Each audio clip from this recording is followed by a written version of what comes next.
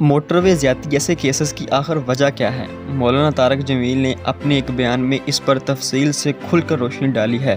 مولانا صاحب کے نزدیک موٹر وے جیسے سانحات کا سبب مخلوط نظام تعلیم ہے۔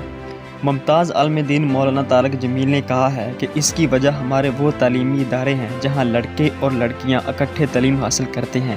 انہوں نے کہا کہ ان اداروں میں کردار سازی پر توجہ دی نہیں جاتی۔ مولانا نے کہا کہ مخلوط نظام تعلیم نے بے حیائی کو فروغ دیا ہے۔ مولانا طارق جمیل عدالتوں میں ہونے والے ظلم پر بھی بات کرتے ہیں کہ کیسے مجرم سخت سزا سے بچ نکلتے ہیں۔ مولانا طارق جمیل یہ بھی کہتے ہیں کہ ایسے واقعات کی روک تھام کا حل قانون کی بالادستی ہے اور قانون کی بالادستی قائم کرنا حکومت، وقت، عدلیہ، پولیس کا کام ہے۔ مولانا طارق جمیل صاحب کہتے ہیں کہ بچوں کا اسکول والدین ہوتے ہیں، وہ بچوں کی تربیت سے غافل ہیں۔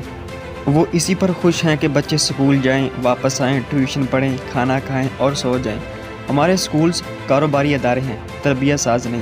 یاد ہے کہ موٹر وے پر کچھ روز قبل خاتون کو بچوں کے سامنے زیادتی کا نشانہ بنایا گیا اور ملزمان جاتے ہوئے خاتون سے لوٹ مار کر کے فرار ہو گئے اور اس کیس کا مرکزی ملزم تاحال تک گرفتار نہیں ہو سکا۔